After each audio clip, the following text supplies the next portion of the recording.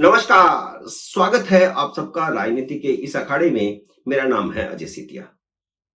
मित्रों, बंगाल जल रहा है और बंगाल अब ममता बनर्जी से मुक्ति चाहता है, क्योंकि ममता बनर्जी ने रेप और मर्डर के आरोपियों को बचाने की कोशिश की है। सबूत मिटाने के लिए हजारों की भीड़ उस अस्पताल में भेज दी जहां रेप और मर्डर हुआ था। एक महिला होकर ममता बनर्जी ने यह घिनौना पाप किया है। वह भूल गई कि 31 साल पहले 1993 में नादिया जिले में जब एक मूक बधिर लड़की के साथ बलात्कार हुआ था, तो वह खुद गुस्से में तमतमाई ज्योति बसु के कार्यालय में घुस गई थी। तब वह मुख्यमंत्री थे।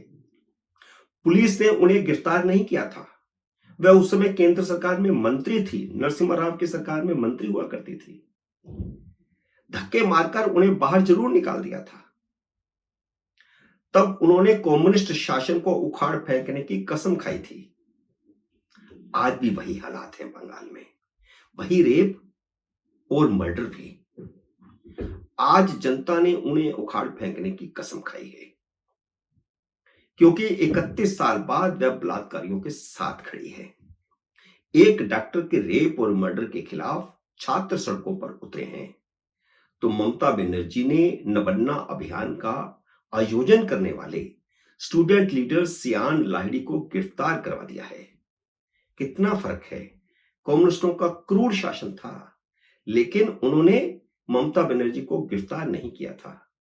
ममता बनर्जी ने उस समय से भी ज्यादा घिनौने पाप के बावजूद, घिनौने हत्याकांड और रेप के बावजूद उस स्टूडेंट लीडर को गिरफ्तार करवा दिया जिसने प्रदर्शन किया। बंगाल में न संविधान बचा है, न लोकतंत्र बचा है।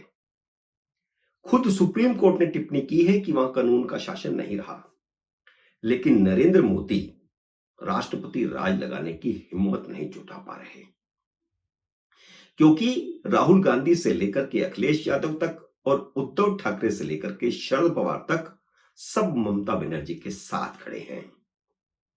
इंडिया अलायंस को इससे कोई फर्क नहीं पड़ता कि ममता बनर्जी वहां पर क्या कर रही हैं। उन्हें मोदी का विरोध करना है, इसलिए कोई भ्रष्ट हो, कोई बलात्कारियों को बचाने वाला हो, कोई हत्यारों को बचाने वाला हो, लेकिन वो उनके साथ खड़ा है तो खड़ा है। ये वही इंडिया अलायंस के नेता हैं जो नरेंद्र मोदी को कहते थे कि आप मणिपुर नहीं गए, लेकिन अब इनमें से कोई बंगाल नहीं जा रहा और बंगाल की जनता सड़कों पर है।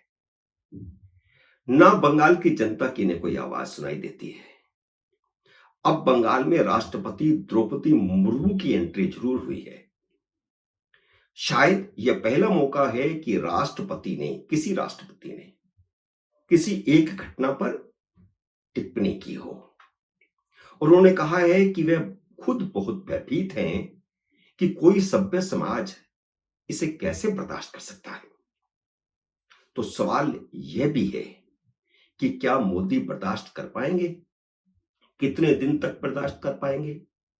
यह मौका है। देश की जनता उनकी तरफ देख रही है कि उनकी छाती कितने इंच की है। बंगाल की जनता उनसे अपेक्षा करती है कि वह आगे बढ़ें, जनता उनके साथ होगी। लेकिन अब कोई कहेगा नहीं कि आप आगे बढ़ो, हम तुम्हारे साथ हैं। यह हिम्मत खुद मोदी को दिखानी होगी। बंगाल में करीब 40 साल कम्युनिस्टों का क्रूर शासन रहा, लेकिन ममता बनर्जी ने कम्युनिस्टों को भी पीछे छोड़ दिया है। विरोधियों की हत्याएं आम बात हो चुकी है। हत्या की राजनीति पिछले 10 साल से हो रही है। तृणमूल कांग्रेस के दफ्तर में बलात्कार हो रहे हैं। तृणमूल कांग्रेस का हर नेता और कार्यकर्ता भ्रष्टाचार में अकंठ डूबा है।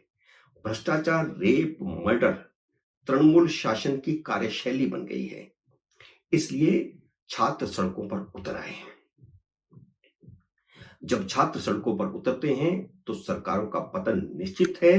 बांग्लादेश का ताजा उदाहरण हमारे सामने है। बंगाल अब ममता से मुक्ति चाहता है। ममता बनर्जी से इस्तीफा चाहता है। ममता के खिलाफ जन आंदोलन शुरू हो चुका है। लाचार ममता अपनी सरकार बचाने के लिए खुद प्रदर्शन कर रही है। अजीबोगरीब हालत है। सरकार आपकी है और आप खुद सड़कों पर उतर रही हैं। किसके खिलाफ? क्या खुद अपने खिलाफ या खुद को बेगुनाह साबित करने के लिए? पहले खुद सड़कों पर उतरी थी, अब 31 अगस्त को बंद का आह्वान किया है, क्योंकि भारतीय जनता पार्टी ने 28 अगस्त को बंद कर दिया, तो उसके जवाब में वे बंद करना चाहती हैं। राजनीतिक मुद्दा बना दिया है। रेप और हत्या को ममता बनर्जी ने राजनीतिक मुद्दा बना दिया है। भाजपा सड़कों पर उतरेगी तो वह भी सड़कों पर उतरेगी। भाजपा बंद का आह्वान करेगी तो वह भी बंद का आह्वान करेगी। जब से हाई कोर्ट ने इस केस की जांच सीबीआई को सौंपी है और जब से रेप मर्डर के साथ भ्रष्टाचार का कनेक्शन जुड़ा है और ईडी की एंट्री हुई है, ममता बनर्जी की नींद उड़ चुकी है। जब तक सीबीआई को केस नहीं सौंपा गया था, ममता बनर्जी उन लोगों के साथ खड़ी थी जो रेप और मर्डर को छुपाने की कोशिश कर रहे थे, जो बड़ी निर्लज्जता से रेप और मर्डर को आत्महत्या बता रहे थे। सबसे पहले आत्महत्या बताने वाले मेडिकल कॉलेज के प्रिंसिपल संदीप घोष को ममता बनर्जी ने उससे भी बड़े अस्पताल में ट्रांसफर कर दिया था। वह प्रिंसिपल घोष एक भ्रष्ट डॉक्टर है। उसके खिलाफ जब जब भी केस शिकायतें दायर हुई, ममता बनर्जी ने एक कमेटी बनाकर के जांच बिठाई और उन्हें बरी करवा दिया। पहले खबर आई थी कि डॉक्टर घोष ने इस्तीफा दिया था, लेकिन ममता बनर्जी का बचाव कर रहे कपिल सिब्बल ने सुप्रीम कोर्ट में कहा है कि उसने इस्तीफा नहीं दिया था। तो इसका मतलब है कि यह झूठी खबर सरकार की तरफ से फैलाई गई थी। कई सवाल खड़े होते हैं। क्या उनके साथ ममता का भ्रष्टाचार का कोई रिश्ता है? जांच का दायरा बढ़ गया है, ईडी का प्रवेश हो गया है। देखते हैं आगे क्या क्या राज खुलते हैं और मोदी कब हिम्मत दिखाते हैं। अब तो राज्यसभा में भी एनडीए को बहुमत मिल गया है। राष्ट्रपति राज लगाएंगे तो दोनों सदनों से पास करवाना होगा।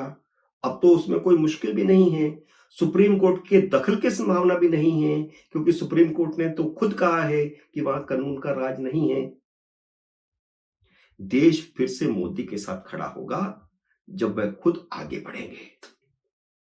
मित्रों, उम्मीद है मेरा यह वीडियो आपको पसंद आया होगा। इसे लाइक और शेयर कीजिए। अगर आपने मेरे यूट्यूब चैनल को अब तक सब्सक्राइब नहीं किया तो कृपया सब्सक्राइब करके अपना आशीर्वाद दीजिए। जल्दी मिलते हैं अगले वीडियो में किसी अन्य विषय के साथ। तब तक नमस्कार।